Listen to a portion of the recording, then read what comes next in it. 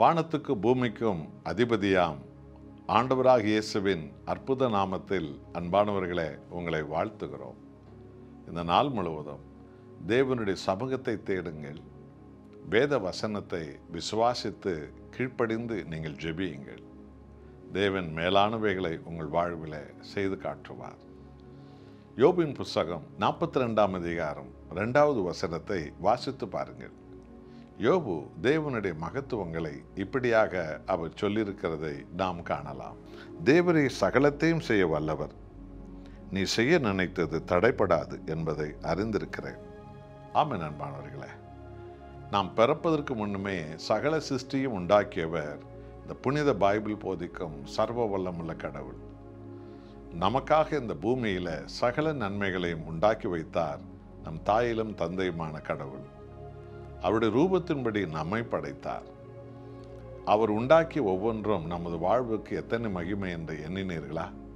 அதோடு மாத்திரமல்ல, இன்றைக்கும் நமது வாழ்க்கையில் புதிய புதிய காரியங்களையும் புதிய புதிய வாசல்களையும் திறக்க, புதிய தலைமுறைகளை கொடுக்க, புதிய உடல் சுகத்தை கொடுக்க, புதிய உடல் உறுப்புகளை கொடுக்க, புதியதான வாசல்களை திறந்து மேலான நன்மைகளை நாம் காண வைக்க நம் ஆண்டவர் வல்லவராய் இருக்கிறார். அவர் சர்வ சிருஷ்டிகர். அவரால் கூடாத காரியம் எதுவுமே இல்லை. ஆகவே அன்பானவர்களே, யோபு தன் சொந்த வாழ்க்கையில் எத்தனை இன்னல்களுக்கு உள்ளானவர்.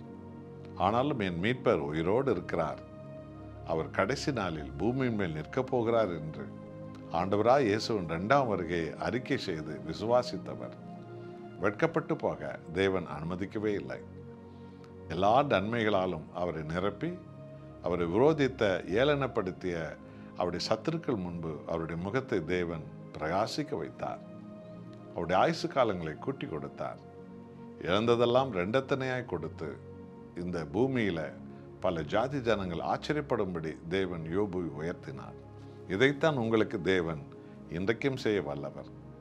ஆகவே தானே ஆண்டவராக இயேசுவினுடைய பரிசுத்த நாமத்தை விசுவாசியுங்கள் என்று சகல ஜாதிகளுக்கும் இன்றைக்கும் போதிக்கப்படுகிறது. என் அன்பானவர்களே, நாம் ஆராதிக்கிற தேவன் சகலத்தையும் செய்ய வல்லவராய் இருக்கிறார். அவர் செய்ய நினைத்தது ஒன்றும் தடைப்படாது. எந்த மாந்திரிகமோ, எந்த சூனியக்காரனோ, எந்த பேய்களோ பிசாசுகளோ, சர்வ வல்லமுள்ள தேவன் ஆண்டவராய் இயேசு செய்ய நினைக்கிற காரியத்தை தடுக்கவே முடியாது. எல்லாமே இயேசுவின் பெயராலே எரிந்து போய்விடும்.